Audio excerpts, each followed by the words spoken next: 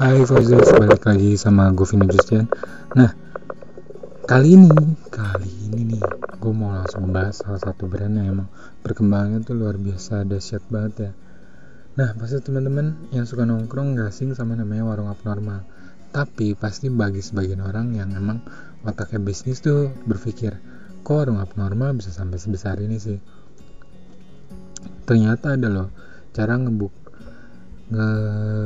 bisnis gitu ya, kayak apa nggak bisa sampai kayak warung abnormal gitu. Ternyata ada tips-tipsnya. Jadi 5 langkah nih ya, cara ngebuka bisnis kuliner laris manis ala warung abnormal.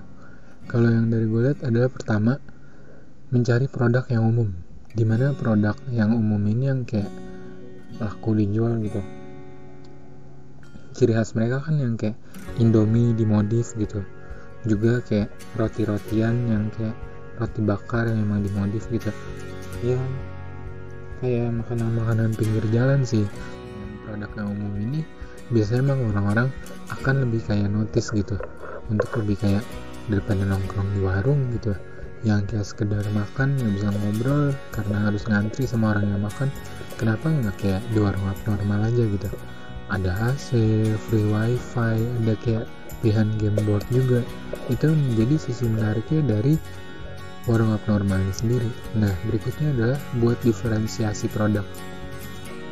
Ini yang mungkin bagi banyak pengusaha mereka lupa untuk melakukan ini. Ketika prakteknya mereka menjadi pembeli, mereka tuh nyadar gitu. Tapi ketika mereka menjadi pengusaha, mereka lupa akan hal ini.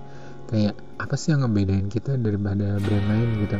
Apakah dari segi harga, dari segi kualitas, dari segi pelayanan, dari segi kayak benefit after being customer gitu. Contohnya kan banyak banget nih ya, misalnya kalau elektronik yang kayak menawarkan garansi ataupun kayak kelebihan after sales gitu. Nah, itu menjadi poin-poin penting daripada si warung abnormal ini sendiri. Misalnya kayak dia sih bisa terbilang sebagai salah satu pencetus free benefit yang banyak banget gitu ya. Selain emang makanannya murah dan beragam, juga emang dia menawarkan yang kayak free wifi nya itu sendiri. Dan wifi nya itu kalau di tempat lain mungkin ngomong free wifi ya sebatas ada aja gitu, sedangkan di warung abnormal ini terbilang wifi itu kencang banget, dan makanya kenapa orang-orang betah gitu nongkrong bisa sampai 24 jam. Dan juga yang kayak kelebihan lain gitu selain dari harganya murah gitu. Nah, dia juga kayak menawarkan apa ngomongnya kayak game board gitu, dan game boardnya itu cukup menarik juga ya, walaupun banyak sih tempat-tempat lain yang memiliki kayak game board ini yang mungkin kayak nongkrong lebih asik gitu.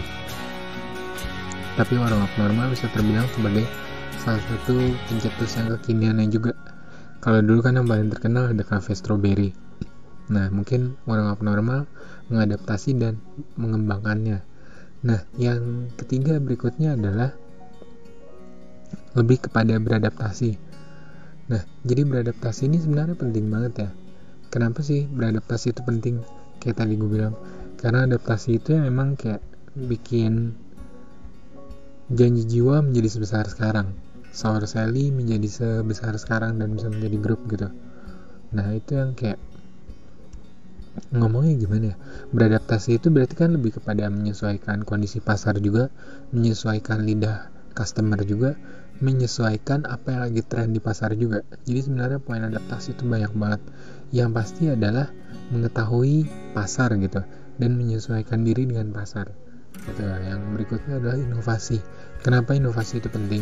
Karena dengan berinovasi itu akhirnya melahirkan ide-ide yang kayak warung abnormal ini, Janji Jiwa, Sour Sally gitu. Sour Sally pendirinya ada yang katanya yogurt yang gampang dibawa makan kemana-mana gitu, yang bisa dibawa makan di jalan gitu. Karena si Doni Pramono terinovasi dari kayak yogurt yang gampang dimakan di mana-mana gitu. Ya emang belinya kayak di toko gitu, tapi emang bisa dibawa kemana-mana. Bukan yang kayak yogurt yang kayak cuma asal diminum di minimarket gitu. Dia mau memberikan penawaran lebih gitu. Sedangkan di Indonesia waktu itu belum ada. Nah juga kayak kopi Janji Jiwa menyeruak setelah munculnya Kulo dan Tuku gitu. Kenapa sih Kulo dan Tuku bisa tersusul oleh Janji Jiwa? Dari yang gue pelajari utama ini adalah Janji Jiwa itu menawarkan sebuah benefit yang ditawarkan Kulo dan Tuku. Janji Jiwa itu lebih menawarkan kayak apa ya, benefit plus gitu, misalnya dengan beli ini dapat ini gitu, dan ada kayak yang jangka panjangnya gitu. Dia juga lebih kayak kasih benefit lebih kepada para driver gitu. Setahu gue sih ya, kayak Janji Jiwa itu nyediain kayak aqua glass gitu untuk para driver yang memang orderan untuk membeli di mereka gitu.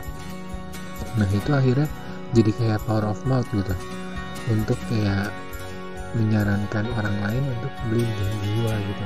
Padahal dari kebaikan kecil itu doang, tapi emang bisa impactnya tuh luar biasa dahsyat banget ya. Nah yang terakhir adalah kolaborasi. Kenapa kolaborasi itu penting? Yang kolaborasi terbaru nih di bidang kuliner yang paling anyar nih ya, yang bikin orang-orang penasaran adalah kolaborasi dari Hendy Stiono, Honorable Kebab Bebe Raffi, Candu, juga dari Pramono dengan Sorsel, Yoto, Vika, dan juga Dennis Hadi dengan catering tadinya itu. Mereka berkolaborasi membuat satu minuman jus gitu, jus sehat, jus minuman kekinian ya. Ya benar-benar kolaborasi dari 3 pengusaha kuliner besar di Indonesia ya. Kita pasti akan dibuat bertanya-tanya gitu, seperti apa sih brand ini ke depannya gitu ya. Belum ada yang tahu sih ya, karena kolaborasi belum tentu sepenuhnya berhasil, tapi kolaborasi yang baik biasanya akan melahirkan sebuah produk yang amat berkualitas dan memang bakal dicintai, apalagi digilai pasar gitu. Nah jadi nggak ada salahnya nih bagi sebagian teman-teman yang usaha segitu-segitu aja gitu, ada baiknya nih kalian mencoba berkolaborasi gitu dengan pesaing sama brand gitu.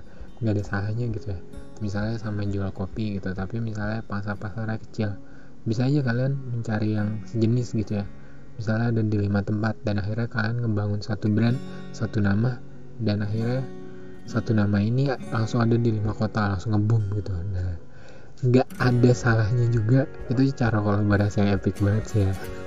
Jadi bagi sebagian teman-teman yang mau mulai bisnis, nggak ada salahnya kalian mencoba banget belajar dari yang namanya warung abnormal ini, karena warung abnormal, Janji Jiwa itu perkembangannya itu dahsyat banget. Gue hampir nggak bisa berkata-kata ngeliat mereka tuh ada di mana-mana sekarang. Apalagi Janji Jiwa terus kan berinovasi dengan kayak Jiwa Toast, rotinya Janji Jiwa ya, temen ngopi, Jiwa Chips kayak keripik nih, keripiknya emang rasa tuh dibumbui dengan asik yang cuma dijual di Janji Jiwa. Dan ada lagi warung normal gitu, dan kayak grupnya yang kayak bakso bujangan, dan selalu ada satu lagi gitu, apa 2 lagi gue lupa. Dan juga banyak lagi sih yang lain-lain yang kayak brand-brand kulo gitu yang punya grup bisnis juga, dan Kopi Tuku yang punya grup bisnis juga. Nah itu jadi kedepannya adalah yang penting teman-teman jangan pernah berhenti berinovasi.